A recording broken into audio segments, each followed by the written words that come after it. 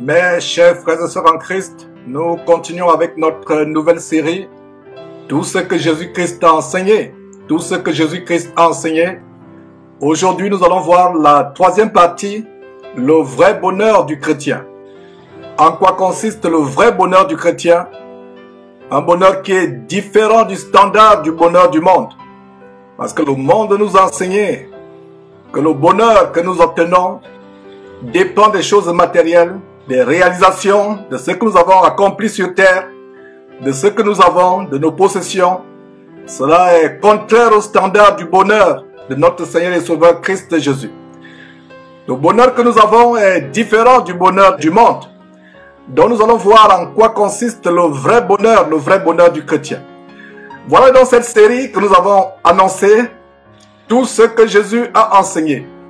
Mes frères, il faudrait d'abord rappeler cette grande commission du Seigneur Jésus-Christ dans Matthieu chapitre 28. À la fin de ce chapitre, et c'est le dernier chapitre de l'évangile de Matthieu, Matthieu chapitre 28 au verset 19, nous avons ces deux grands versets que j'appelle la grande commission du Seigneur Jésus-Christ à ses disciples. Le verset 19 dit, « Allez, faites de toutes les nations des disciples, les baptisant au nom du Père, du Fils et du Saint-Esprit. » Verset 20, « Et enseignez-leur à observer tout ce que je vous ai prescrit, et voici, je suis avec vous tous les jours, jusqu'à la fin du monde. » Mes frères, voilà la grande commission que le Seigneur Jésus nous a donnée à ses disciples et à nous aujourd'hui, dans ce temps de la fin.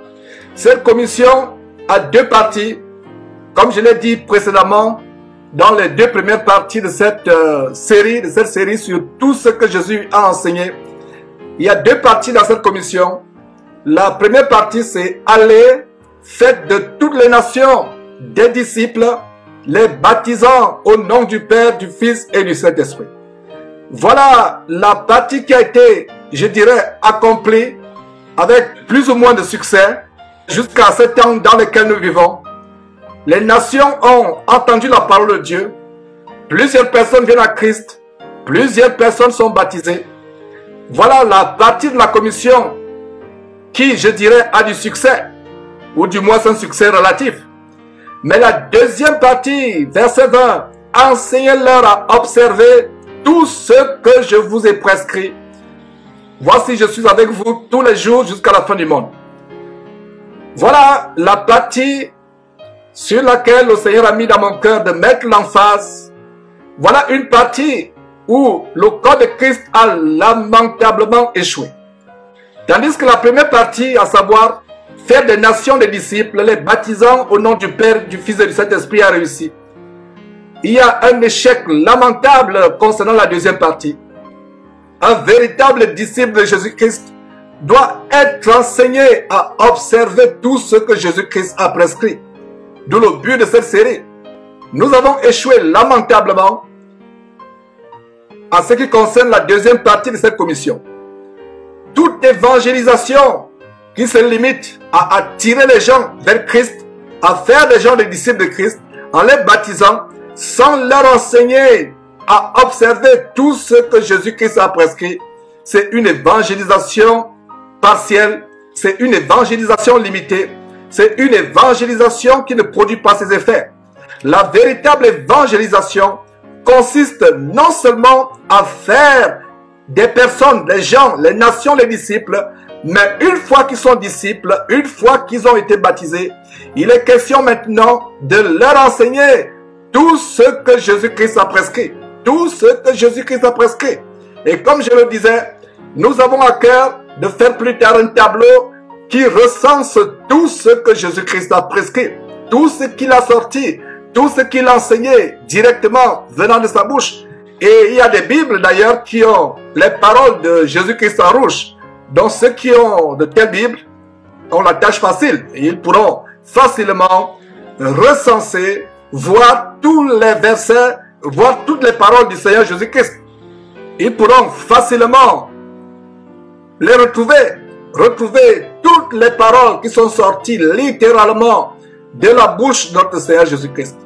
une véritable évangélisation consiste non seulement à amener les gens à Christ, à faire des gens les disciples de Jésus-Christ, mais à leur enseigner tout le conseil, tous les commandements du Seigneur Jésus-Christ.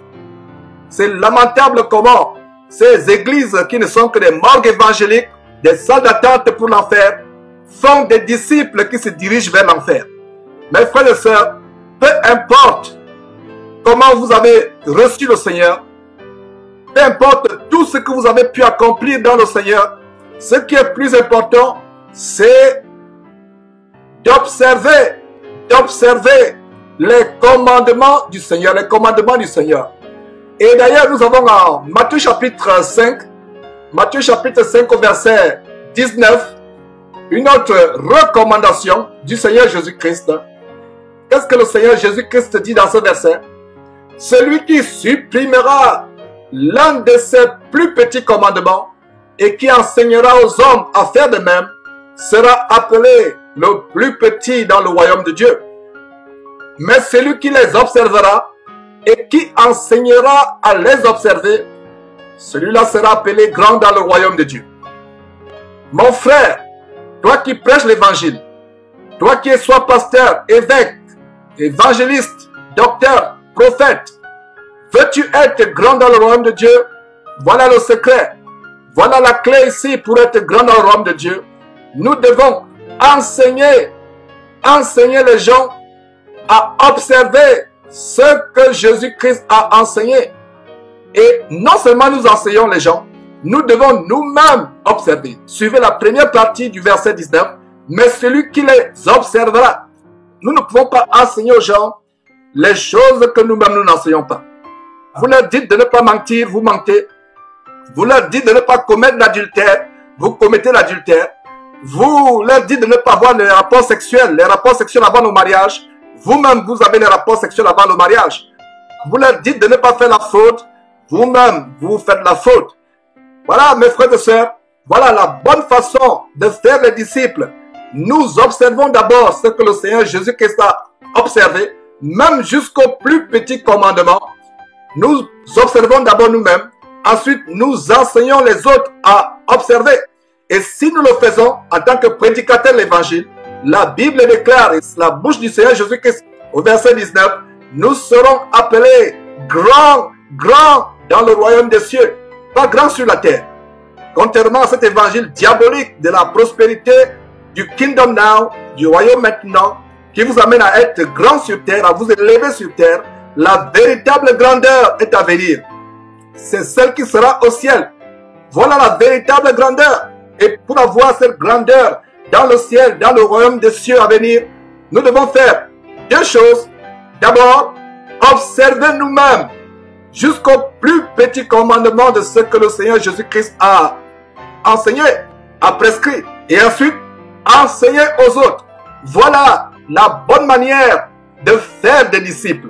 Il ne s'agit pas de dire tout simplement, venez au Seigneur Jésus-Christ, venez. Les églises aujourd'hui sont remplies de chrétiens non repentants, de chrétiens non convertis et de non-chrétiens tout court.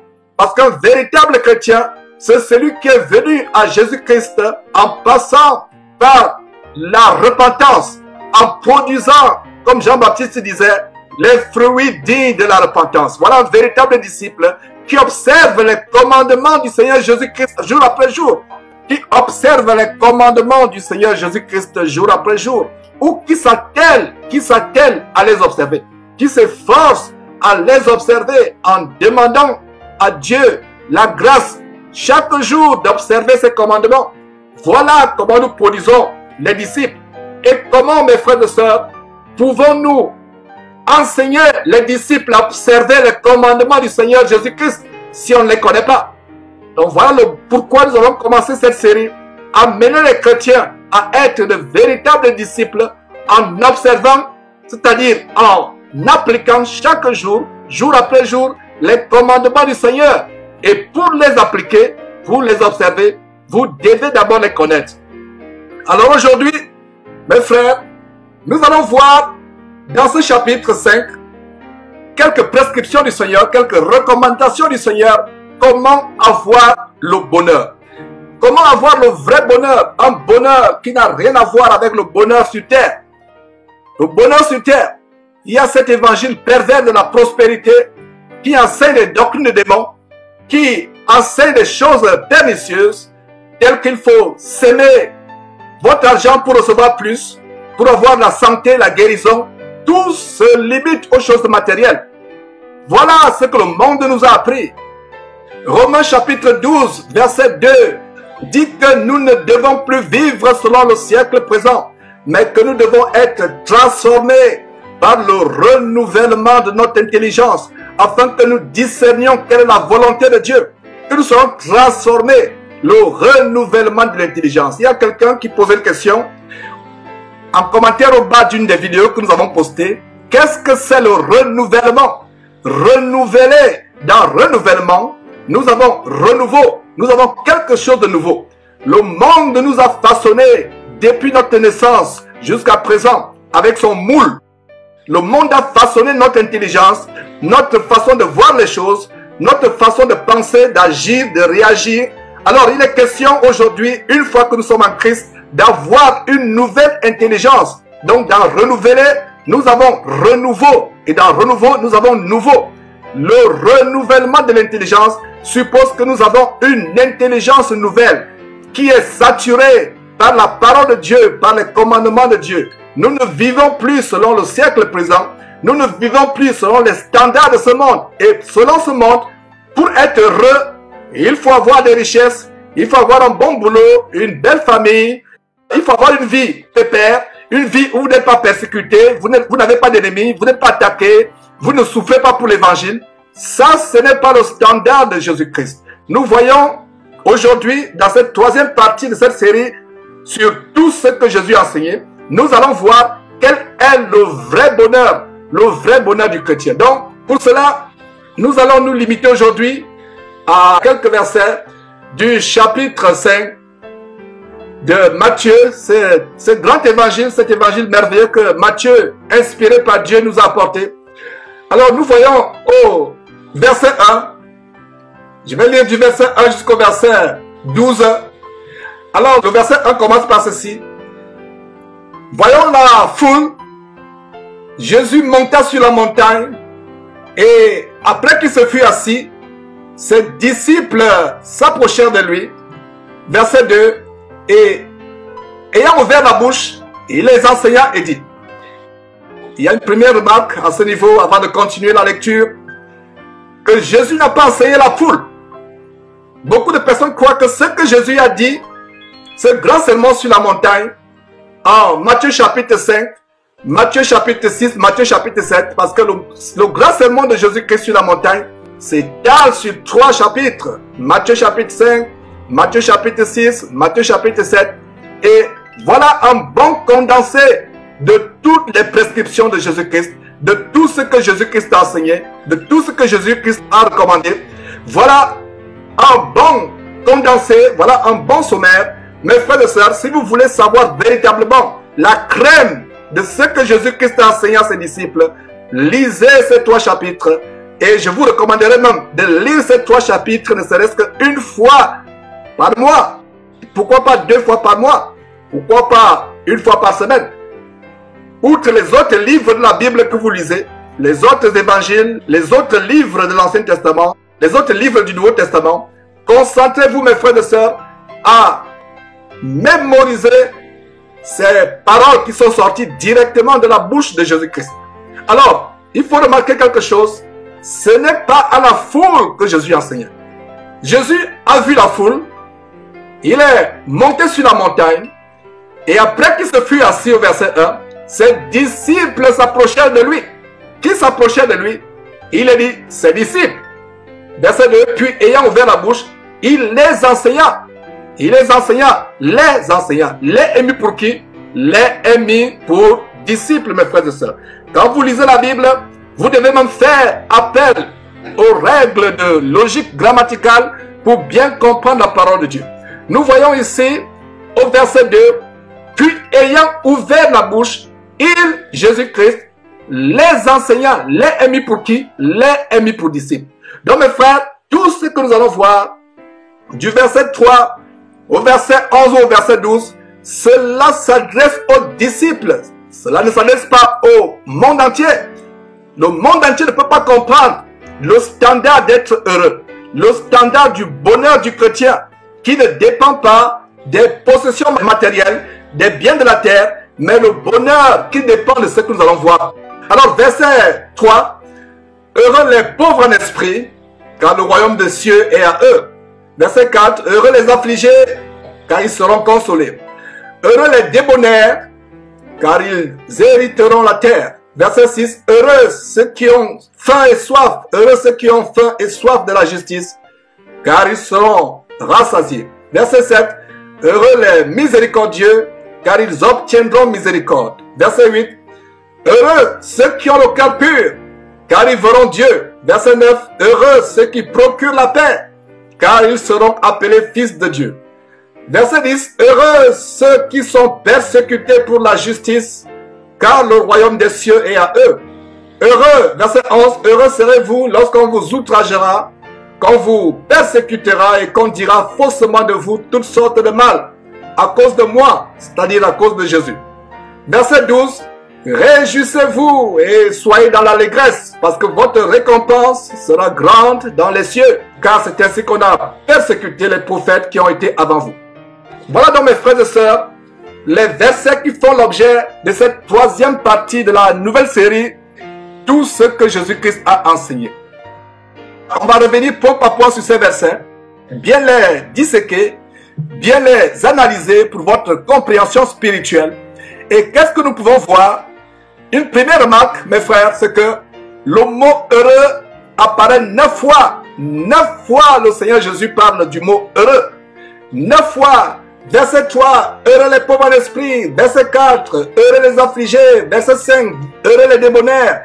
Verset 6, heureux ceux qui ont faim et soif de la justice. Verset 7, heureux les miséricordieux. Verset 8, heureux ceux qui ont le cœur pur. Verset 9, heureux ceux qui procurent la paix. Verset 10, heureux ceux qui sont persécutés pour la justice. Verset 11, heureux serez-vous lorsqu'on vous outragera. Mes frères et sœurs, l'homme du monde, l'homme charnel ou le chrétien charnel ne peut pas comprendre ce standard d'être heureux. Et le but de cet enseignement, de cette section, de cette troisième partie de cette nouvelle série, c'est de vous amener à vous élever au standard, à savourer le vrai bonheur de Dieu. Un bonheur qui n'a rien à voir avec les choses matérielles. Mes frères et sœurs, que dit Somme chapitre 4? Somme chapitre 4 verset 7 dit quoi? Ou verset 8, tout dépend de votre Bible. Tu mets dans mon cœur plus de joie qu'ils n'en ont quand abondent leurs foments et leurs mous. Voilà le psalmiste qui anticipait déjà plusieurs siècles avant la naissance de Jésus-Christ, avant l'avènement de Jésus-Christ. Il anticipait le vrai bonheur.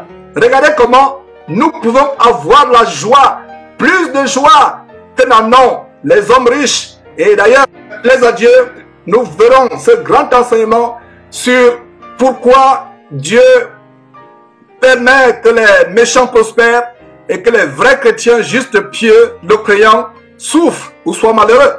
Et je vous invite à cette grande émission, plaise à Dieu. Mais voilà, mes frères, comment le psalmiste dans ce verset 7 ou 8 anticipait déjà ce que Jésus-Christ nous enseigne en Matthieu chapitre 5. Notre joie n'est pas fonction de la joie du monde. Notre joie ne vient pas de la même manière que vient la joie du monde. Voilà. Et c'est tellement merveilleux. Retournons dans Matthieu chapitre 5. Donc, 9 fois, du verset 3 au verset 11, nous voyons comment le mot heureux revient. Et c'est un peu d'analyser, mes frères et sœurs, ce que c'est le mot heureux. Je vous ai toujours donné un conseil. Quand un mot que vous lisez dans la Bible n'est pas clair, faites même référence au dictionnaire. Ouvrons une parenthèse pour voir ce que c'est le mot heureux. Ce mot qui apparaît 9 fois dans ce chapitre, s'il apparaît 9 fois, c'est parce que c'est tellement important. Alors, voyons ce que c'est le mot heureux. Une personne heureuse est une personne qui jouit du bonheur, qui est constamment et durablement content de son sort, de sa condition et de tout ce qui lui arrive. Une personne heureuse manifeste le bonheur Et tout son être est marqué par ce bonheur qui se reflète même sur son visage. Et vous voyez son visage qui est toujours heureux. Et vous vous demandez même, est-ce que ce monsieur, est-ce que cette femme, cet homme a des problèmes dans sa vie? Une personne heureuse est très satisfaite, très contente de ce qui lui arrive, de ce qui se produit dans sa vie en général. Que cela soit positif ou négatif. Voilà ce que c'est une personne heureuse. Voilà ce que c'est une personne heureuse. Alors, voyons ces versets point par point. Commençons par le verset 3. Heureux les pauvres en esprit, car le royaume de Dieu est à eux. Et non seulement ce verset nous dit comment nous pouvons être heureux. Ce verset également nous donne une condition pour aller au ciel. Il a dit, heureux les pauvres en esprit, car le royaume des cieux est à eux.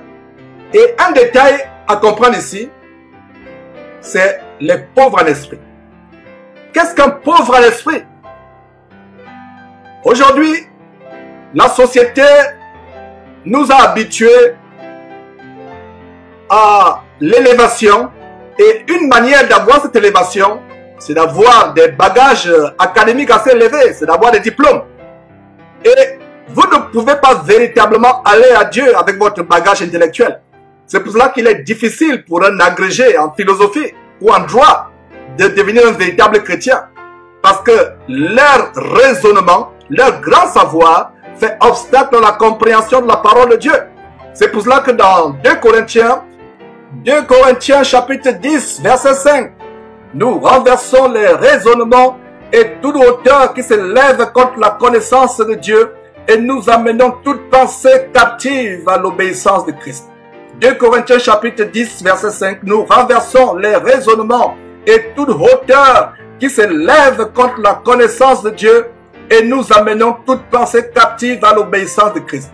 Donc, tout raisonnement, toute hauteur, la hauteur de l'intellectualisme, la hauteur des diplômes, la hauteur des savoirs acquis dans les séminaires, des savoirs acquis dans les universités prestigieuses.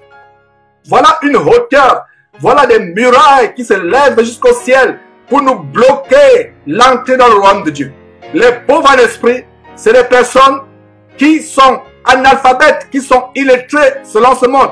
Et même si ces personnes ont eu des grands diplômes, quand elles viennent à Christ, quand ces personnes viennent à Christ, elles décident de se défaire, de se débarrasser de tout leur savoir séculier, de toute leur connaissance universitaire et de devenir des pauvres en esprit. Être pauvre en esprit, c'est avoir un esprit, une intelligence qui est tellement humble comme celle d'un enfant. Rappelez-vous, le Seigneur Jésus, qu'est-ce qu'il disait? Si quelqu'un ne devient comme un enfant, il ne pourra entrer dans le royaume de Dieu. Mon frère, ma soeur, malgré tous tes diplômes, malgré tout ton grand bagage intellectuel, malgré toutes tes distinctions académiques, quand tu viens à Christ, prends la décision de devenir pauvre en esprit. Ne mets pas tes bagages intellectuels, tes grands savoirs séculiers académiques comme une muraille, une hauteur que tu élèves et elle va te fermer lamentablement la porte qui te mène au royaume de Dieu. Et tu seras jeté en enfer. Voilà pourquoi Jésus dit, heureux les pauvres en esprit, les pauvres en esprit, car le royaume de Dieu est à eux. Le royaume de Dieu est à eux. Le royaume de Dieu est à ceux qui sont pauvres en esprit. Mes frères, est-ce un hasard que parmi les disciples, les apôtres que Jésus s'est choisi quand il a commencé son ministère terrestre, il n'y avait pas des personnes ayant un grand bagage intellectuel? C'était des personnes incultes, illettrées. Lisez le livre d'Actes, quand les gens comme Pierre, Jean s'adressaient au peuple était tellement choqué, surpris de dire, en disant, et il disait, mais d'où leur vient ce savoir, ces gens qui n'ont jamais appris, qui sont illettrés, qui sont incultes? C'est pour cela que mes frères et sœurs, si vous êtes riches intellectuellement, vous avez votre grand savoir, que ce savoir vienne des universités séculières, que ce savoir vienne des séminaires théologiques, des grandes universités théologiques. Si ce savoir ne vous est pas donné par le Saint-Esprit, selon qu'il est dit dans Jean chapitre 14, verset 26, le Saint-Esprit vous conduira dans toute la vérité, vous enseignera ces choses. Si vous ne connaissez véritablement pas la parole de Dieu de manière spirituelle, beaucoup de chrétiens aujourd'hui connaissent la parole de Dieu, de manière intellectuelle. De manière intellectuelle.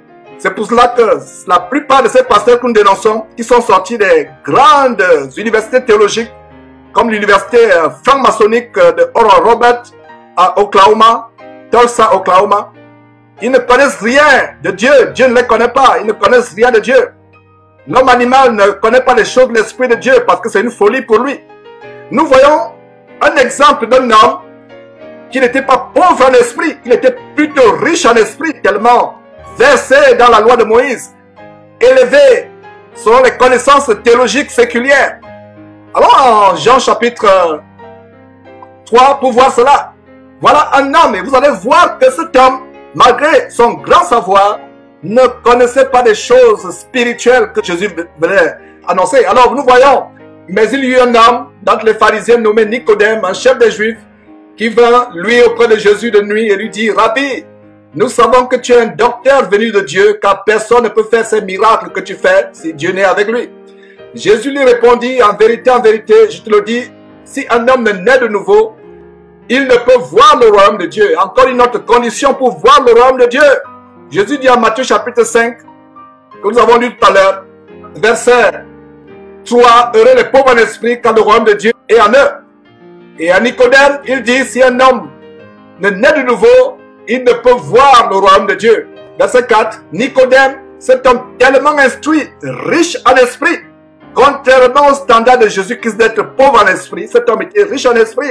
Alors, Jésus lui dit, voilà Nicodème, verset 4, Nicodème lui dit, comment un homme peut-il naître quand il est vieux? Peut-il rentrer dans le sein de sa mère et naître? Verset 5, Jésus répondit, en vérité, je te le dis, si un homme ne naît d'eau et d'esprit, il ne peut entrer dans le royaume de Dieu. Verset 6, ce qui est né de la chair est chair, ce qui est né de l'esprit est esprit. Verset 7, ne t'étonne pas que je t'ai dit, il faut que vous naissiez de nouveau. Verset 8, le vent souffle où il veut et tu en entends le bruit, mais tu ne sais d'où il vient, ni où il va. Il en est ainsi de tout homme qui est né de l'esprit. Nicodème, verset 9, Nicodème lui dit, comment cela peut-il se faire? Verset 10, Jésus lui répondit, tu es docteur d'Israël et tu ne sais pas ces choses. Voilà là où je voulais vous emmener.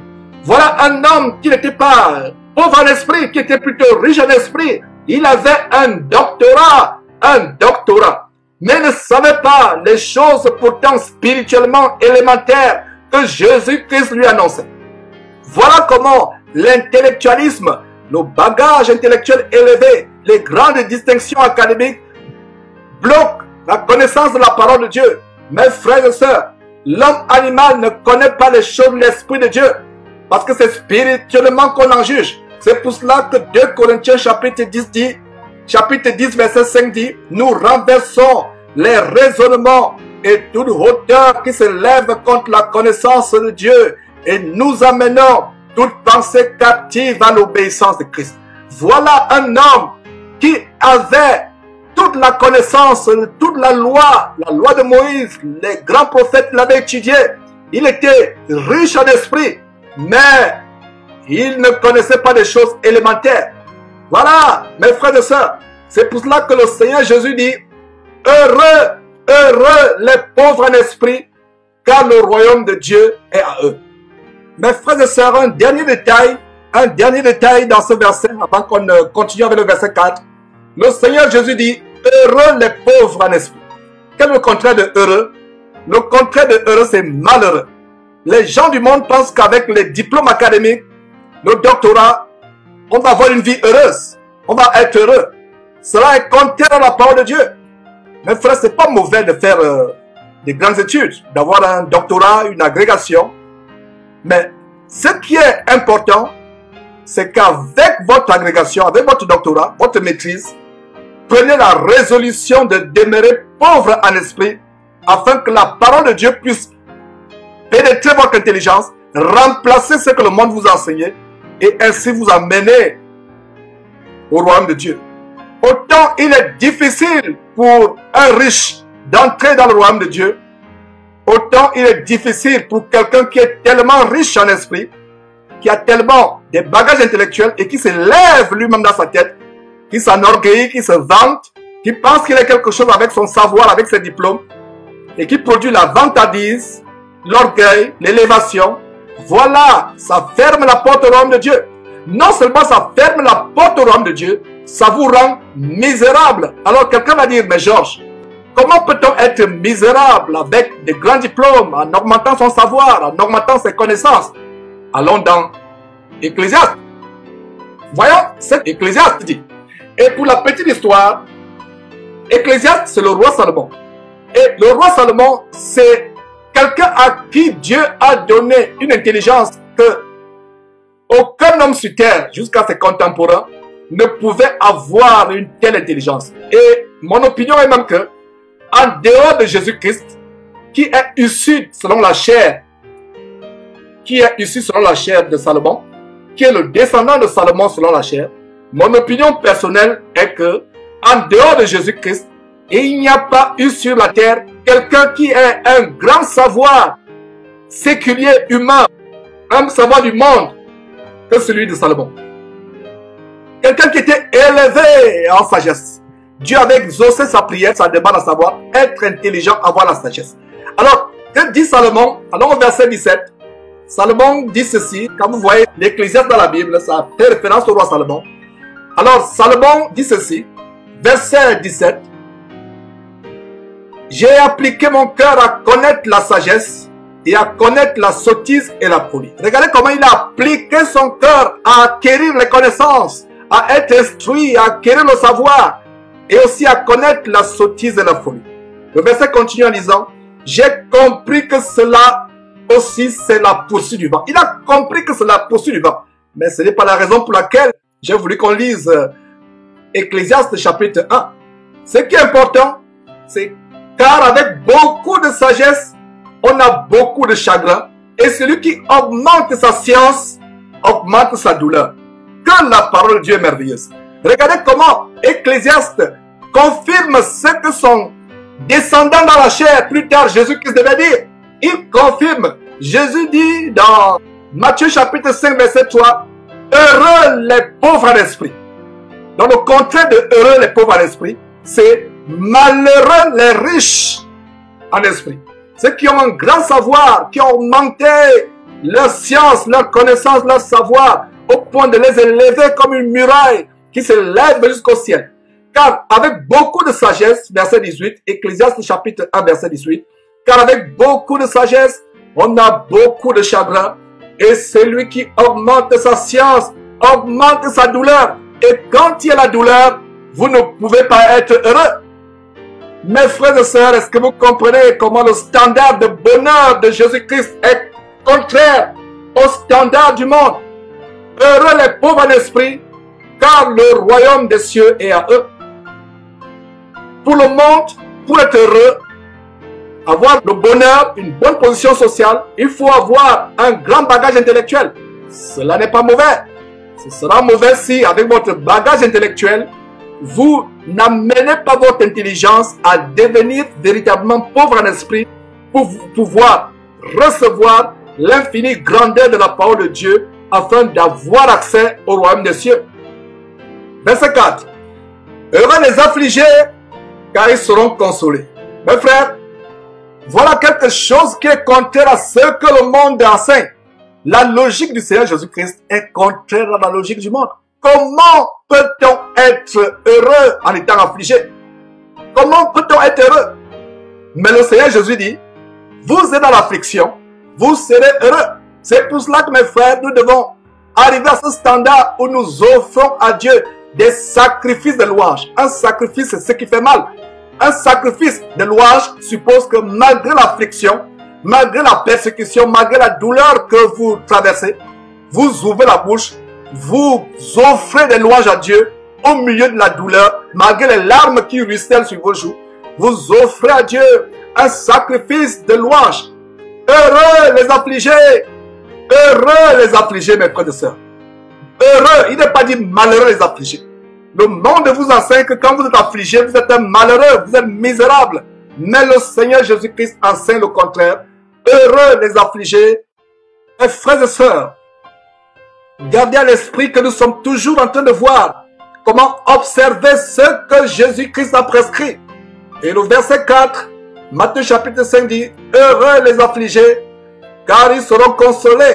Et c'est une joie de voir comment Paul et Pierre et les autres disciples ont enseigné les mêmes choses que Jésus-Christ a enseigné. Non seulement il les a observés, ils enseignent les autres à observer cela. Et c'est cela ce que doit faire un véritable prédicateur de l'évangile. Un véritable ministre de Christ doit mener les gens à observer tout ce que Jésus-Christ a prescrit. Avant d'amener les gens à observer tout ce que Jésus-Christ a prescrit, il doit lui-même les observer. Et voyons comment ce verset 4, heureux les affligés, car ils seront consolés. C'est la même chose que Paul reprend plus tard, quand il écrit aux Romains, Romains chapitre 5,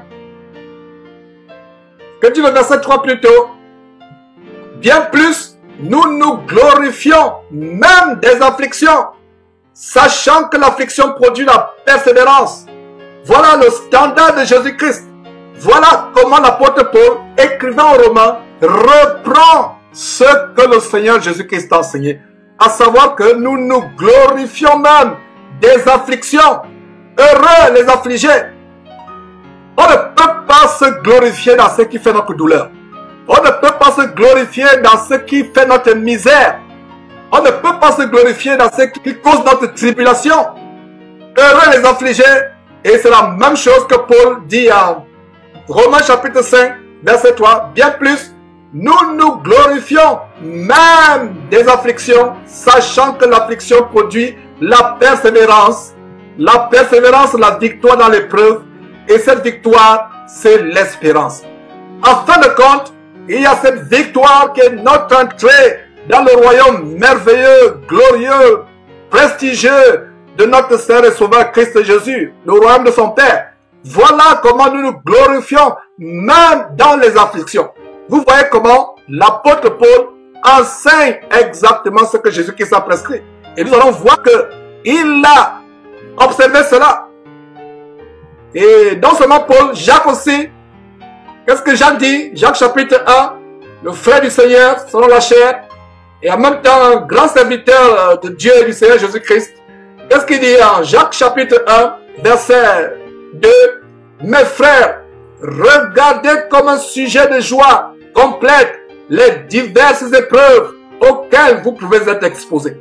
Regardez comme un sujet de joie tout court? Non, mais un sujet de joie complète. Les épreuves auxquelles, mes frères et sœurs, nous sommes exposés, non seulement doivent être un sujet de joie, mais ça doit être un sujet de joie complète. Si l'épreuve, la tribulation ne produit pas une joie complète, tu n'es pas digne d'être un disciple de Jésus-Christ. Il est dit que cette tribulation, ces épreuves, les injures, les persécutions, l'emprisonnement, les menaces de mort, tout ce à quoi nous sommes exposés pour l'évangile de Jésus-Christ, les moqueries, les railleries, cela doit produire en nous un sujet de joie complète. Ça veut dire que si ça produit 99% de joie, vous n'êtes pas digne d'être un disciple de Jésus-Christ. Ça doit produire la joie à 100%. Quelque chose qui est complet, c'est quelque chose qui est à 100%. Il y a des chrétiens, la plupart des chrétiens ne sont même pas arrivés à regarder comme un sujet de joie à 0,01% des tribulations auxquelles ils sont confrontés, des épreuves, des persécutions, des souffrances qu'ils traversent pour le nom de Christ. Ils ne sont même pas arrivés à 1,0 ou même 0,1%. Qu'en est-il de 50%? Qu'en est-il de 99%? Même si vous arrivez à regarder cela comme un sujet de joie à 99,99%, vous n'êtes pas digne d'être un serviteur de Jésus-Christ. Un véritable disciple de Jésus-Christ est celui qui regarde comme un sujet de joie complète à 100%, 100%, 100%, les diverses épreuves auxquelles il est exposé. Voilà l'évangile de notre Seigneur Jésus-Christ. Voilà l'évangile. Le monde, l'homme charnel, le chrétien charnel ne peut pas comprendre ces choses. Le bébé spirituel en Christ ne peut pas comprendre ces choses. Seuls ceux qui sont arrivés à la maturité spirituelle comprennent que malgré les souffrances, malgré les tribulations, nous regardons comme un sujet de joie parfaite toutes les épreuves auxquelles nous sommes confrontés. Voilà ce qu'on peut retenir de ce verset 4. Nous poursuivons au verset 5. Heureux les débonnaires quand ils hériteront la terre. Je reprends. Heureux les débonnaires car ils hériteront la terre. Mes frères, je ne me lasserai point de vous dire que quand vous butez sur un mot que vous ne comprenez pas, faites recours au dictionnaire. Et c'est tellement facile aujourd'hui avec Internet, avec Google, tapez ce que c'est débonnaire et vous aurez une bonne définition de débonnaire. Beaucoup de personnes ont lu leur Bible sans comprendre ce que c'est un débonnaire. Et en vous expliquant, mes frères et sœurs, ce que c'est un débonnaire, ça vous produira la joie en comprenant la profondeur de ce verset. Le mot débonnaire est un mot du français ancien qui signifie excessivement bon jusqu'à la faiblesse. Ça signifie que vous êtes excessivement, extrêmement bon jusqu'à la faiblesse, au point où les gens du monde, vos voisins, votre famille pensent que vous êtes fou, ou vous êtes bête, ou vous êtes insensé. Vous avez une bonté débordante. Vous avez une bonté exubérante. Une bonté outrancièrement excessive. Au point où les gens du monde pensent que vous êtes devenu fou. Pensent que vous êtes cinglé. Pensent qu'il y a quelque chose qui ne va pas dans votre vie. Ils ne pourront pas comprendre. Être excessivement bon envers le prochain. Envers les autres. Envers les frères en Christ. Envers les gens du monde. Être excessivement bon. Mon frère, ma soeur qui m'écoute, est-ce que tu es arrivé au standard où tu es excessivement bon envers les hommes, envers même les ennemis? D'ailleurs, comment aimer nos ennemis, c'est la deuxième partie de cette série, à savoir tout ce que Jésus nous enseigne. Est-ce que vous êtes excessivement bon au point de faire du bien même à celui qui vous a tué un parent, qui a tué votre enfant, qui a tué votre femme? Est-ce que vous êtes bon au point d'embrasser, de faire du bien même aux ennemis qui en veulent à votre vie?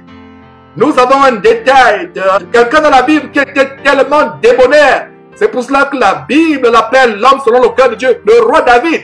Regardez comment Saül, le roi Saül, a tout fait pour tuer, pour exterminer, pour anéantir David. Malgré cela, c'est David qui repartait encore chez Saül et s'exposant encore même à la tuerie, risquant même encore sa vie. Regardez, voilà un exemple de débonnaire. Un débonnaire, c'est quelqu'un qui est excessivement bon.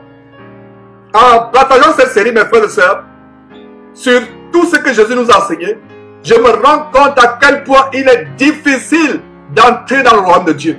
À quel point il est difficile, charnellement, je précise bien, charnellement, humainement, d'arriver au standard de Jésus-Christ. C'est pour cela que cette série est tellement importante. Je vous encourage à vous y abonner, à vous y souscrire. Il y a une playlist qu'on a faite sur YouTube sur cette série. Écoutez, mettez en pratique, circulez là autour de vous. Que c'est difficile humainement, charnellement, d'arriver au standard de Jésus-Christ, à la parfaite stature du Seigneur Jésus-Christ. Que Dieu nous fasse sa grâce d'y arriver. C'est par la grâce que nous arrivons à ce niveau. Ce n'est pas par nos propres forces. Sinon, la gloire nous reviendrait, c'est par grâce. Que Dieu nous fasse grâce de nous élever au standard où nous sommes excessivement bons, au point où les gens du monde pensent que nous sommes fous. Excessivement bons. La bonté envers nos voisins, nos collègues, nos familles, même ceux qui sont nos ennemis. Voilà le standard auquel Dieu voudrait que nous arrivions. Verset 6. Heureux ceux qui ont faim et soif de la justice, car ils seront rassasiés. La justice n'est pas de cette terre. Ayant moi-même travaillé par le passé dans la justice, je peux vous rassurer que la justice n'est pas de cette terre. Peut-être que toi qui me suis, tu as fait l'objet d'injustice, une décision du tribunal injuste a été prise à ton encontre. Tu as été injustement licencié. Tu as été injustement dans la société, dans ton travail, dans ta famille, peu importe le cadre dans lequel tu peux te retrouver, peu importe l'environnement dans lequel tu as été victime d'injustice, mon frère, ma soeur, comprends que la justice n'est pas de cette terre. Heureux ceux qui ont faim et soif de la justice, car ils seront rassasiés. La vraie justice n'est pas de ce monde. Recherchons la justice de Dieu au moyen de sa parole. Cette parole qui a été faite chair, Cette parole qui est Jésus-Christ selon Apocalypse chapitre 19 verset 13 qui dit que Jésus-Christ est la parole. Jésus-Christ est la parole. Verset 7. Heureux les miséricordieux, car ils obtiendront miséricorde. La miséricorde signifie le caractère de toujours pardonner à tout ce qui nous fait le mal. Le Seigneur Jésus a été confronté à une question. L'apôtre Pierre qui s'est approché, qui s'approche de Jésus pour lui poser cette question. D'ailleurs, on peut lire cette histoire en Matthieu chapitre 18. Lisons cette histoire pour voir le standard de miséricorde auquel Jésus nous appelle.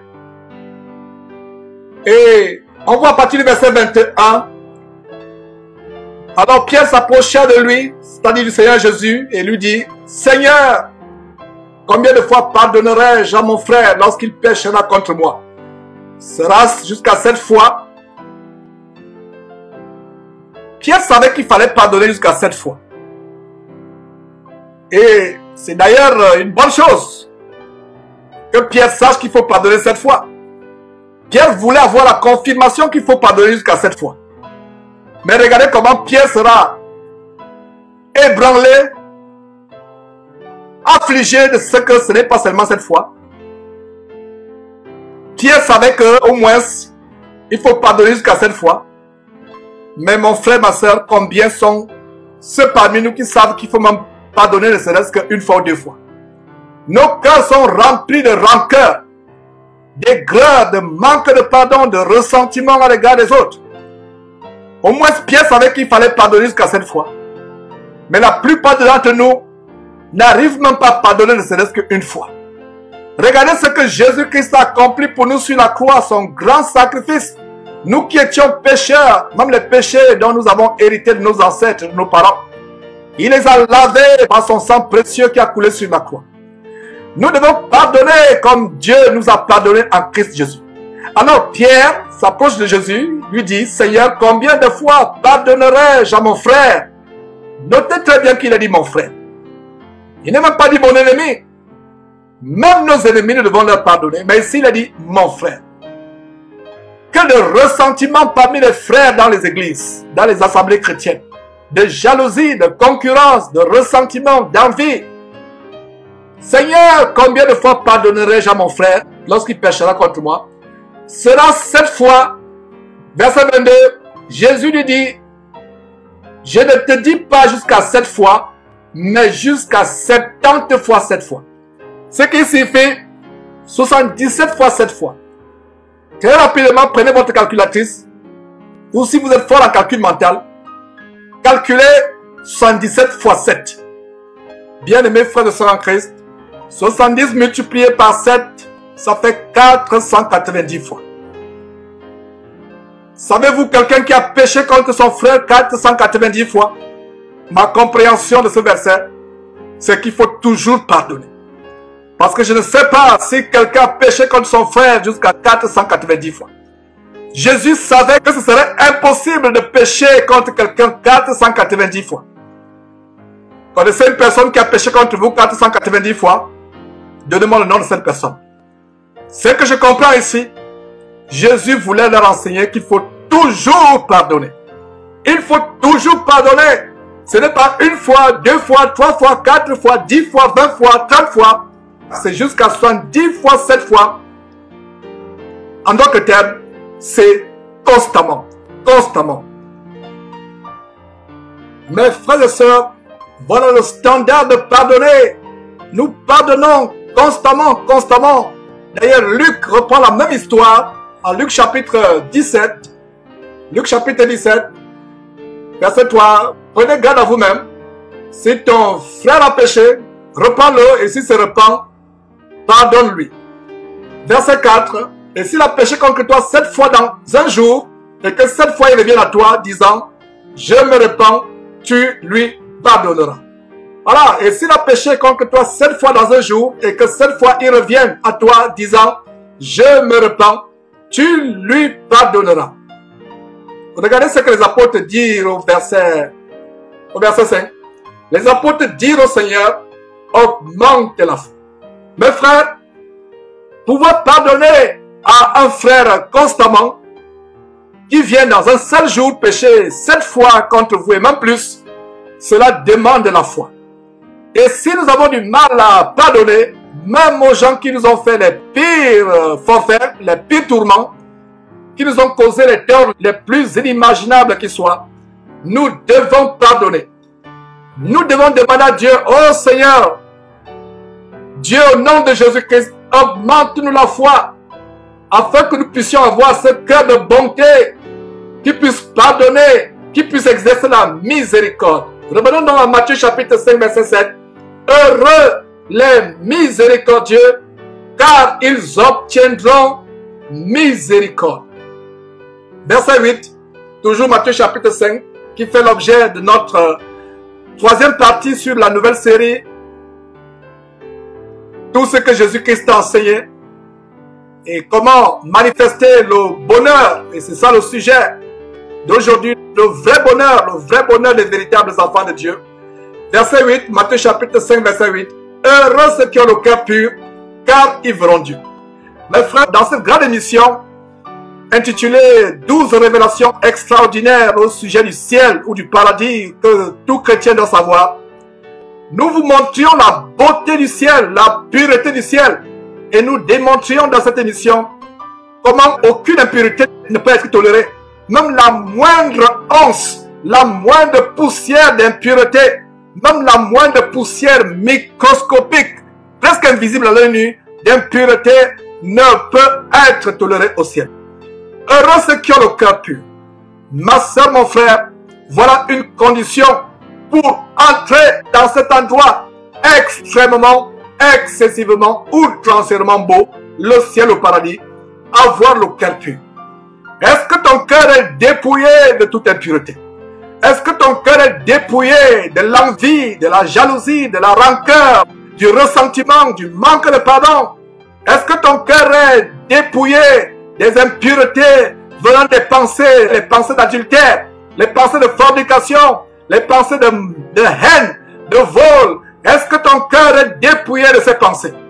Nous devons dépouiller nos cœurs de toutes mauvaises pensées, les pensées de rapine, de fraude, d'escroquerie, de mensonges, des pensées d'impudicité. Est-ce que ton cœur est pur? Aucune impureté ne sera tolérée dans le royaume de Dieu. Dieu est pur, il est saint. Le royaume de Dieu est pur, infiniment pur. Le royaume de Dieu est pur, infiniment, infiniment pur. Celui dont le cœur n'est pas pur ne pourra entrer dans le royaume de Dieu. Hâtons-nous, pendant qu'il est temps, pendant que nous sommes encore en vie, hâtons-nous à rechercher par-dessus toute chose la pureté de notre cœur. Un cœur dépouillé de la haine, de l'envie, de la jalousie, des querelles, du ressentiment. Dépouillons-nous, mes frères et sœurs. Aucun cœur impur ne pourra voir Dieu. Nous poursuivons avec le verset 9. Heureux ceux qui procurent la paix, car ils seront appelés fils de Dieu. Nous avons non seulement la condition pour avoir le bonheur véritable, à savoir procurer la paix, mais nous avons aussi une autre condition pour être appelé fils ou fille de Dieu, à savoir procurer la paix. Je reprends mes frères et sœurs. Nous avons la condition non seulement pour être heureux, avoir le bonheur, mais aussi la condition pour être appelé fils ou fille de Dieu. Cette condition, c'est procurer la paix. La paix est tellement importante. La paix est un thème récurrent dans le Nouveau Testament. D'ailleurs, la paix fait partie des 9 composantes qui forment le fruit de l'esprit en Galates chapitre 5 verset 22. Mais le fruit de l'esprit, c'est l'amour, la joie, la paix, la patience, la bonté, la bénignité, la fidélité, dont la paix fait partie des 9 composantes qui forment le fruit de l'esprit. La paix est importante. La paix est tellement importante, mes frères et sœurs. Un véritable disciple de Jésus-Christ est celui qui procure la paix, qui répand la paix autour de lui. Quand il passe quelque part, quand il est quelque part, il dégage une atmosphère de paix. Il répand une atmosphère de paix. Il affecte les autres par cette atmosphère de paix. Voilà, mes frères et sœurs, un véritable chrétien. Procurez la paix. Procurez la paix. Ça me rappelle il y a plusieurs années, mon père était engagé dans la police camerounaise à l'époque des indépendances du Cameroun. Il a été engagé comme un gardien de la paix. À l'époque, il y avait le titre, ce titre dans la police camerounaise, gardien de la paix. C'était des personnes dont la charge était de répandre la paix, de contribuer à maintenir la paix. En préparant cet enseignement, j'ai pensé à ce travail séculier de procurer la paix, d'être gardien de la paix. Ça me rappelle aussi les opérations de maintien de la paix des Nations Unies dans les endroits où il y a des conflits. Ils sont là pour maintenir la paix, pour procurer la paix. Mais la paix que Jésus-Christ nous a donnée, la paix que nous procurons, n'est pas la paix dans le monde. Je m'étonne souvent comment on peut donner les prix Nobel de la paix aux gens qui n'ont même pas la paix, qui n'arrivent pas à trouver le sommeil, qui manquent d'appétit. Vous avez un prix Nobel de la paix, vous n'avez pas de paix dans votre cœur, vous n'avez pas de paix dans votre foyer, dans votre famille, avec votre épouse, avec votre enfant. Il n'y a pas de paix entre vous et les membres de votre famille. Il n'y a pas de paix entre vous et votre épouse. Il n'y a pas de paix entre vous et vos collègues, mais vous êtes prix Nobel de la paix. Voilà la paix du monde. Et c'est d'ailleurs la raison pour laquelle le Seigneur Jésus dit à Jean chapitre 14, verset 27, « Je vous laisse la paix, je vous donne ma paix. Je ne vous la donne pas comme le monde donne, que votre cœur ne se trouble point et ne s'alarme point. » La paix est tellement importante et voilà un détail. La paix que nous avons de Jésus-Christ et que nous procurons nous en tant que chrétiens n'a rien à voir avec la paix du monde. La paix dans le monde, c'est que tout va bien, vous êtes en bonne santé, il n'y a pas de guerre, il n'y a pas de conflit, vous avez un bon boulot, vous avez un bon compte d'épargne, tous vos enfants se portent bien. Ça, c'est la paix du monde.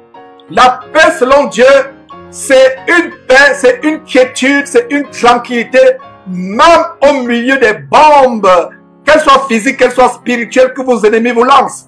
Même au milieu de l'adversité, de la souffrance, de la douleur, notre cœur ne se trouble pas. Nous avons la paix. Voilà la véritable paix que le Seigneur Jésus nous a donnée. La paix, comme je l'ai dit, est un fruit de l'esprit. Ça fait partie des 9 composantes qui sont appelées le fruit de l'esprit. En Galates chapitre 5, verset 22. La paix est importante. Nous ne recevons pas la paix sur le monde. C'est comme le bonheur sur le monde. Le bonheur sur le monde, c'est être riche, avoir de l'argent, avoir des gratte-ciels, avoir des avions privés, avoir des voitures de luxe, avoir un grand compte bancaire. Voilà ce qui produit la paix sur le monde. En fait, ce n'est même pas la paix. Ça ne produit pas la paix. Mes frères et sœurs, les cabinets de cardiologues sont remplis de clients fortunés qui ont tous dans le monde, mais ils ont des problèmes cardiaques. Qu'est-ce que la crise cardiaque? Ça vient du fait que les gens ont des soucis. Votre richesse ne vous procurera pas la paix. Votre abondance, vos diplômes, tout ce que vous avez accompli sur terre ne vous apportera pas la paix. Sinon, les cabinets de cardiologues ne seraient pas remplis des riches de ce monde qui ont des préoccupations. Parce que la Bible dit, là où est ton cœur, là aussi se trouve ton trésor. Et si ton trésor n'est pas dans la parole de Dieu, n'est pas en Christ Jésus, mais est dans les choses, ton trésor se trouve plutôt dans les choses de ce monde, la richesse de ce monde, les biens de ce monde, ça va produire les crises cardiaques, ça va produire le trouble, le manque de sommeil, le manque de paix. La véritable paix est en Christ Jésus. Non seulement nous l'obtenons de Christ Jésus, mais nous pouvons aussi procurer la paix autour de nous. Il y a un détail tellement important. En Jean chapitre 20, l'avant-dernier chapitre de l'évangile de Jean, nous voyons comment la paix est importante. Le mot paix revient plusieurs fois dans ce chapitre. Jean chapitre 20. À partir du verset 19, qu'est-ce qu'on voit? Et là, nous voyons Jésus ressuscité qui apparaît à ses disciples. Et nous voyons au verset 19, regardez la toute première parole que Jésus dit à ses disciples étant ressuscité dans son corps ressuscité. Vous pensez que c'est par hasard? La paix est tellement importante. Le jour de ce soir, qui était le premier jour de la semaine, les portes du lieu où se trouvaient les disciples étaient fermées à cause de la crainte. Ils n'avaient pas de paix dans le cœur. Ils avaient peur des Juifs. Et chaque fois que vous avez peur de vos ennemis, vous avez le trouble dans votre cœur. Vous n'avez pas de paix. Alors, à cause de la crainte qu'ils avaient des Juifs, Jésus vint se présenter au milieu d'eux. Avant de continuer en détail ici, les portes du lieu où se trouvaient les disciples étaient fermées. Alors, comment Jésus a pu entrer alors que les portes étaient fermées? Entrer pour se présenter au milieu d'eux. Le corps ressuscité de Jésus-Christ avait la capacité de traverser les murs, de traverser les matériaux, les éléments. C'est le même corps que vous et moi, mes frères et sœurs, aurons, si du moins nous persévérons jusqu'à la fin, à la résurrection des morts, quand les morts en Christ et les vivants, ce jour-là, ceux qui auront été fidèles à Christ Jésus, seront élevés dans le ciel. C'est un corps incorruptible, un corps merveilleux. Consolez-vous par ces paroles. Voilà donc, Jésus leur apparaît, se présente au milieu d'eux, et quelle est la toute première parole que Jésus dit après sa résurrection? La paix soit avec vous. Que c'est formidable, mes frères et sœurs. Voilà la toute première parole. La paix soit avec vous. La paix est importante. Nous devons être les personnes qui procurent la paix. Des personnes paisibles. Mon frère, procures-tu la paix à ton épouse? Ma soeur, procures-tu la paix à ton époux? Mes jeunes frères, procurez-vous la paix à vos parents? Nous devons être ceux qui procurent la paix. Quand tu troubles ton mari, ma soeur, ton mari perd-il l'appétit, perd-il le sommeil à cause de tes extravagances, à cause de ton insoumission, à cause de tes adultères multipliés? Ma soeur, ton mari a-t-il le sommeil? A-t-il l'appétit? A-t-il la paix avec tout ce que tu lui fais? Les infidélités, les aventures extra-conjugales, les insolences, le manque de respect, les insultes. Ton mari a-t-il la paix? Ma soeur, mon frère, ta femme a-t-elle la paix? Tu l'insultes, tu la rabroues, tu la persécutes, tu la traites comme si elle était une serpillère, comme si elle était moins qu'un papier hygiénique. Mon frère, ta femme a-t-elle la paix? Les larmes avec lesquelles ta femme inonde son oreiller, ses draps, ses larmes s'élèvent au ciel. Nous devons être ceux qui procurent la paix. Voilà la grandeur de ce verset. Heureux ceux qui procurent la paix, car ils seront appelés fils de Dieu. Nous ne devons pas être ceux-là qui répandent autour de nous le trouble, les conflits. Est-ce celui-là qui cause les scandales, qui cause les conflits, soit dans ta famille, soit dans ton lieu de travail, soit dans ton église? Es-tu celui-là qui cause les conflits, les troubles, les scandales, les disputes? Un vrai disciple de Jésus-Christ, pour être heureux sur terre, avoir le bonheur, doit être celui-là qui procure la paix. C'est ainsi qu'il sera appelé enfant de Dieu, fils de Dieu. Voilà l'évangile de Jésus-Christ. Voilà tout le conseil de Dieu. Tous les commandements de Jésus-Christ que nous vous enseignons. Tout ce que Jésus a prescrit. Voilà comment, en Jean chapitre 20, le mot paix apparaît 3 fois. Ce n'est pas par hasard. La première parole que Jésus adresse à ses disciples dans son corps ressuscité, après la résurrection, c'est la paix soit avec vous. Le verset 20 continue, et quand il lui dit cela, il leur montra ses mains et son côté. Ses disciples furent dans la joie en voyant le Seigneur. Verset 21, Jésus leur dit à nouveau, la deuxième parole, la paix soit avec vous. Comme le Père m'a envoyé, moi aussi je vous envoie. C'est la même parole, il répète. Donc les deux phrases phrase que Jésus donne à ses disciples, vous et moi, après sa résurrection, c'est quoi? La paix soit avec vous. Au verset 19, la paix soit avec vous. Au verset 21, la paix soit avec vous. Et nous voyons comment, toujours dans ce chapitre, une troisième fois, 8 jours après, 8 jours plus tard, 8 jours plus tard, les disciples de Jésus étant de nouveau dans la maison, et Thomas se trouva avec eux, Jésus vint, les portes étant fermées, se présenta au milieu d'eux et dit, la paix soit avec vous. 8 jours avant, Jésus se présente au milieu de ses frères. Après sa résurrection, après que Dieu son Père lui eut ressuscité des morts, Jésus se présente au milieu de ses frères. Il dit, première parole, il dit, la paix soit avec vous, et il répète à 2 reprises. 8 jours après, à nouveau, il apparaît à travers les murs. Thomas est présent cette fois-là. Jésus dit la même chose. La première parole qu'il dit,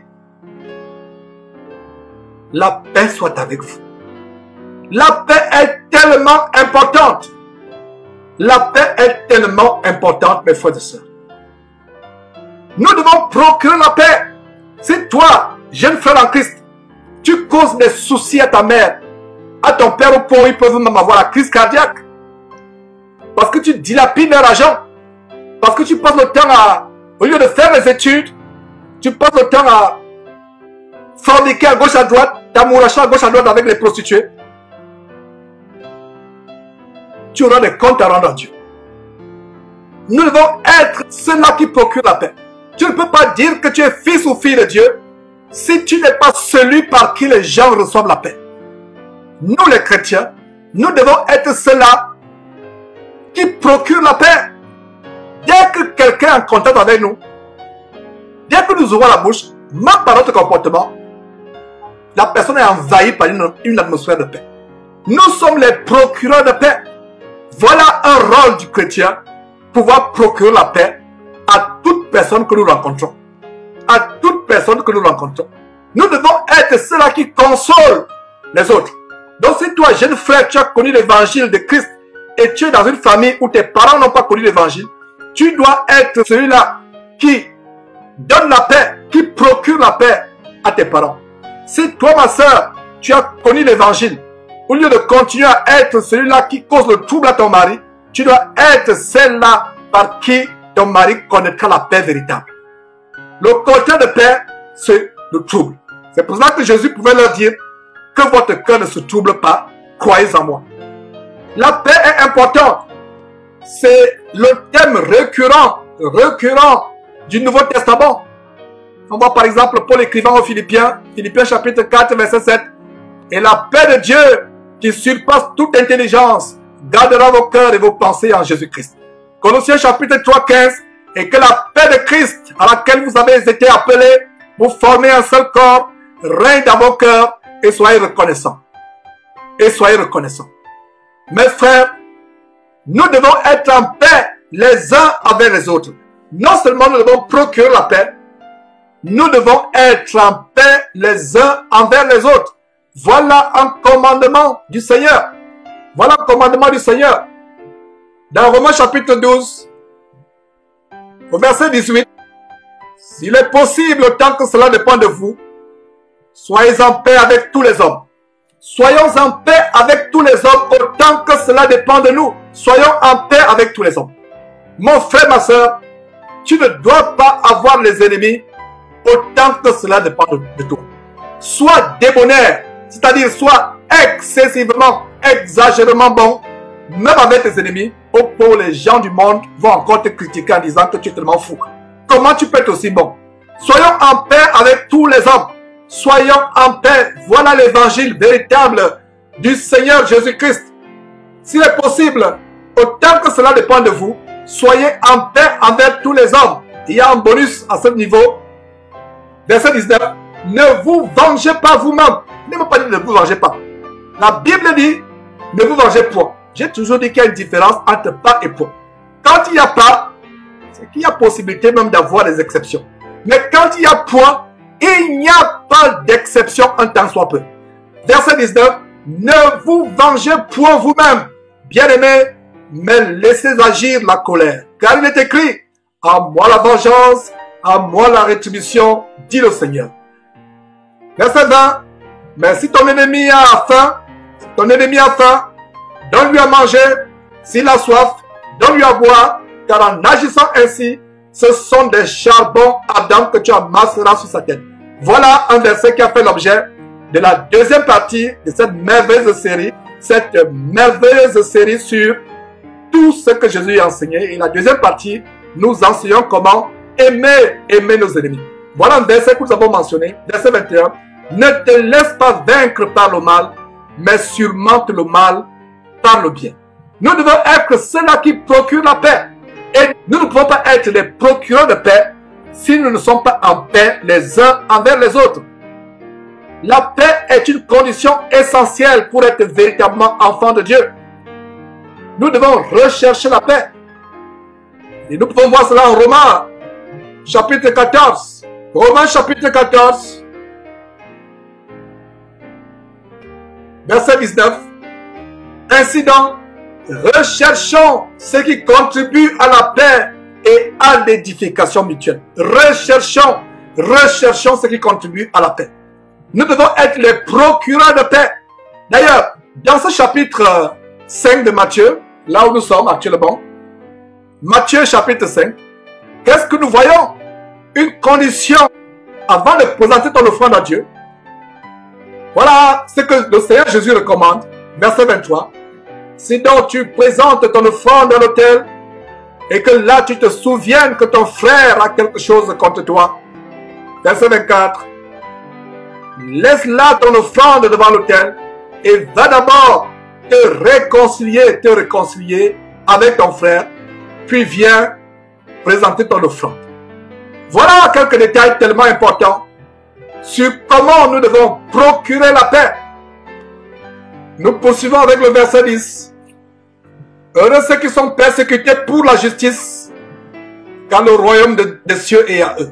Voilà un verset qui défie la logique humaine. La logique humaine voudrait que quand vous êtes persécuté, vous souffrez, vous devez être malheureux, misérable. Mais ce n'est pas la logique de Christ. Même au milieu de la persécution, le Seigneur dit que notre bonheur vient du fait que nous sommes persécutés. Voilà, ça défie la logique humaine. La logique humaine ne peut pas comprendre ce verset que nous sommes en train de lire. La logique humaine, la logique charnelle, quand vous êtes persécuté, vous devez souffrir. Mais nous allons voir comment Paul et les autres apôtres ont enseigné et pratiqué la même chose.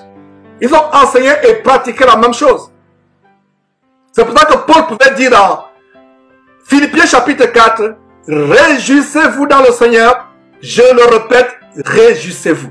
Réjouissez-vous toujours, toujours. Voilà la clé dans ce verset, Philippiens chapitre 4, verset 4. Réjouissez-vous toujours dans le Seigneur. Je le répète, réjouissez-vous.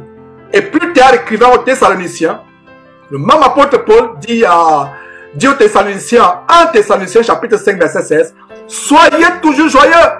Et non seulement, ils ont enseigné d'être joyeux, même au milieu de persécutions, ils ont appliqué cela.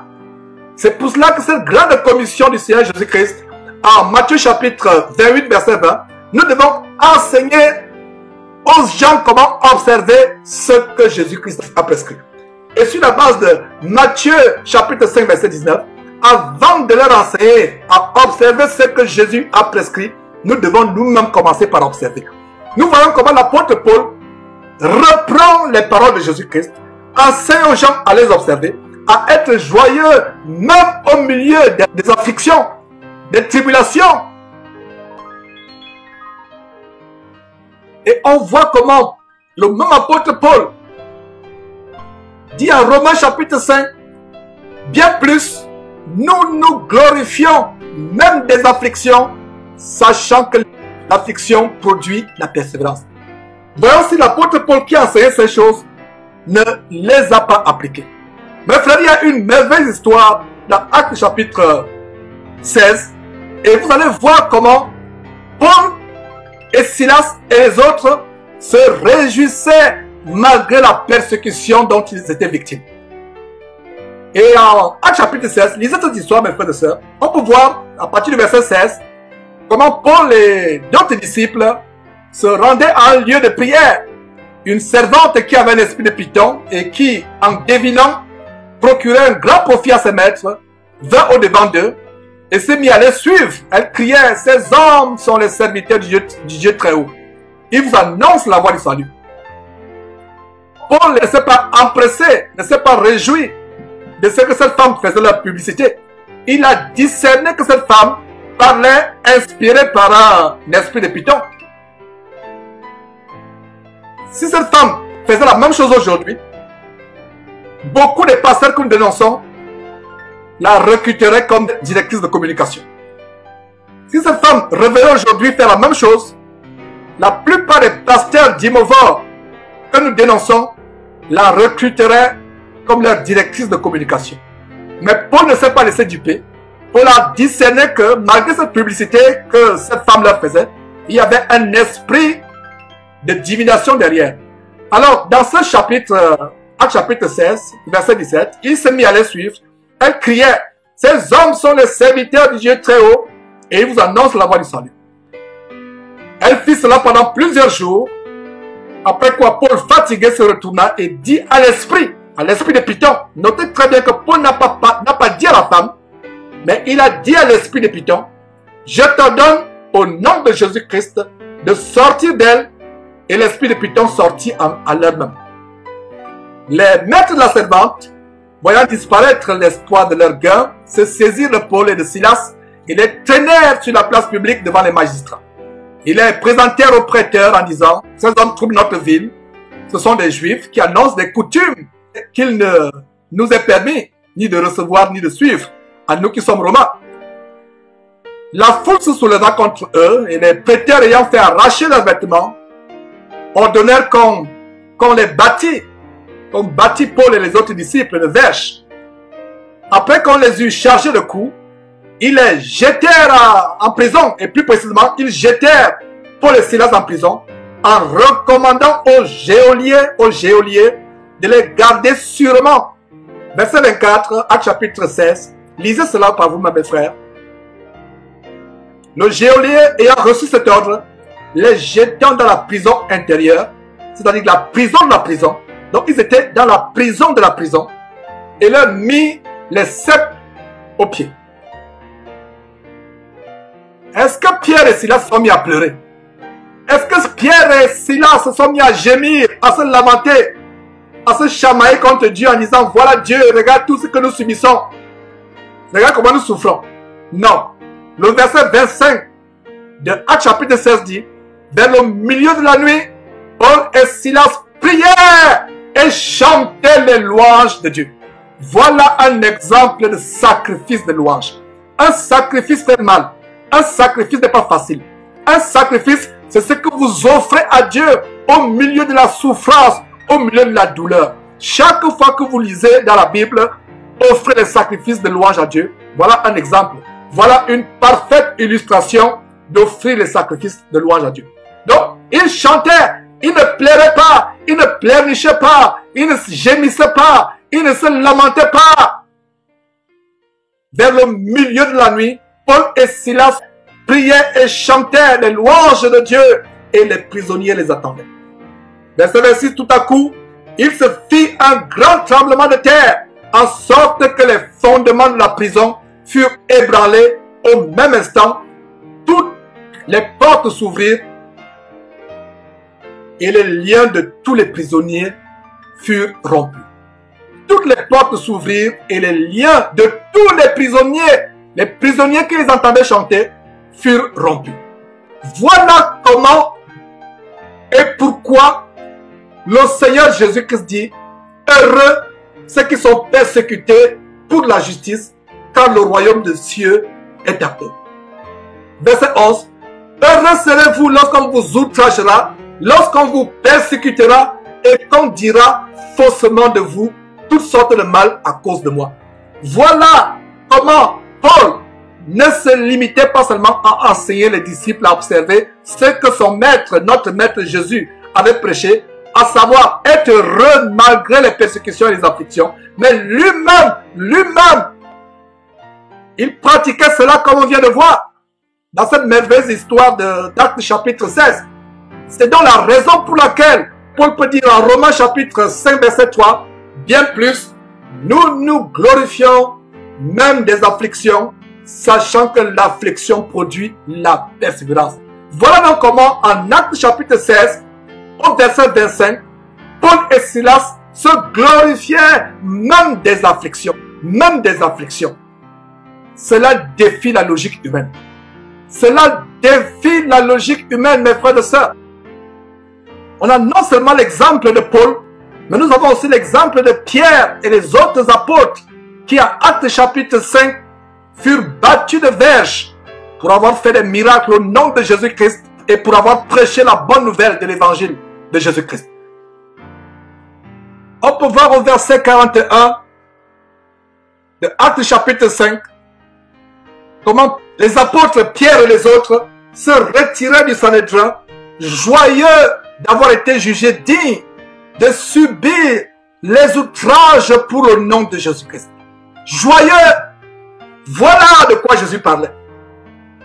Voilà de quoi Jésus parlait, mes frères et sœurs. Voilà de quoi Jésus parlait. Heureux serez-vous lorsqu'on vous outragera, lorsqu'on vous persécutera et qu'on dira faussement de vous toutes sortes de mal à cause de moi. Voilà Pierre et les autres apôtres qui sont persécutés comme des malfaiteurs. Ils sont outragés, persécutés, battus comme si c'était des brigands, des malfaiteurs. La Bible dit quoi? Actes chapitre 5 verset 41. Les apôtres se retirèrent devant le Sanhédrin. Malheureux, c'est ça? Misérable, c'est ça? Triste, c'est ça? Affligé, c'est ça? Non! Actes chapitre 5 verset 41. Les apôtres se retirèrent de devant le Sanhédrin, joyeux d'avoir été jugés dignes de subir des outrages pour le nom de Jésus. Ce n'est donc pas par hasard que Pierre, qui faisait partie des apôtres qui ont été affligés, peut dire à 1 Pierre, chapitre 1, verset 6.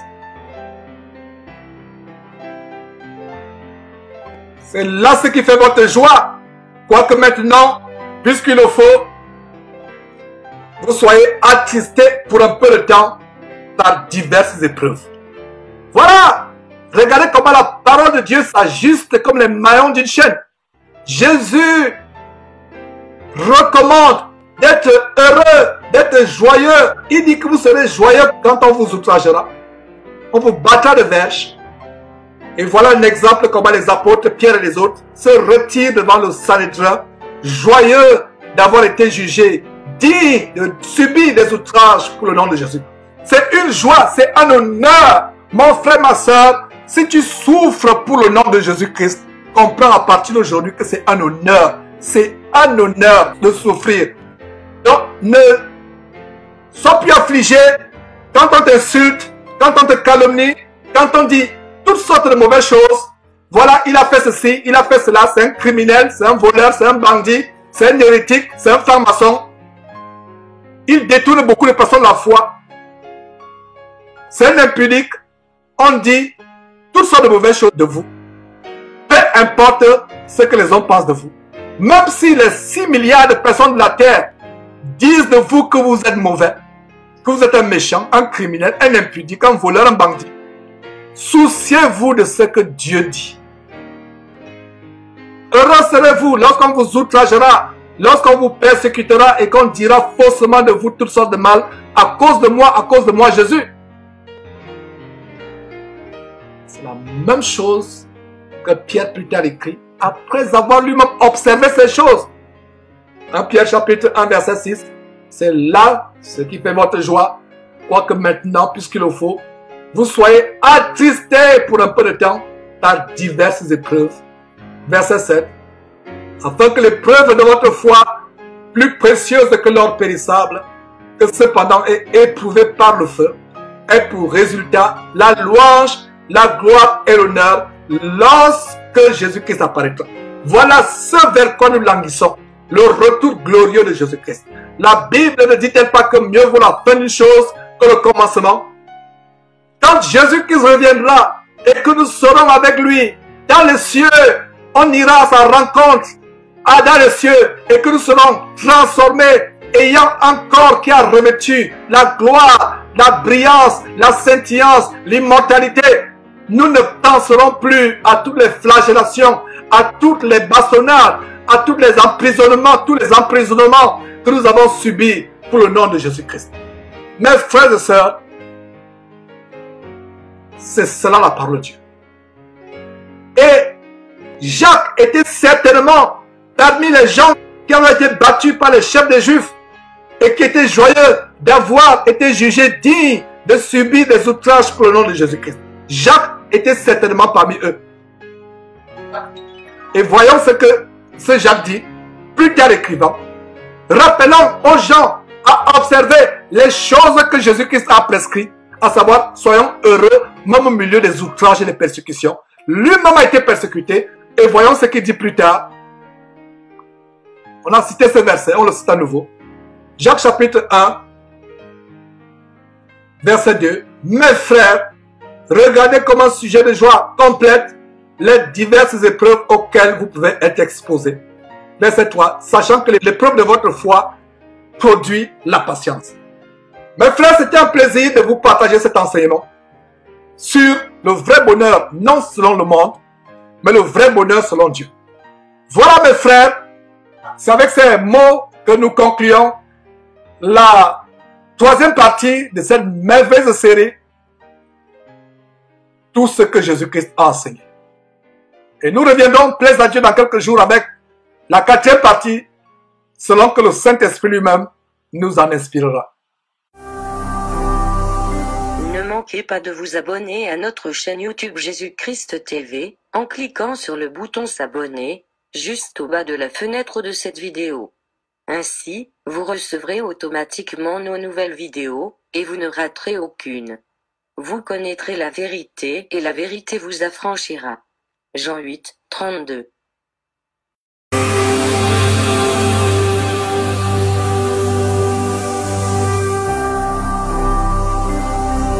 Jésus-Christ TV, vous connaîtrez la vérité et la vérité vous affranchira.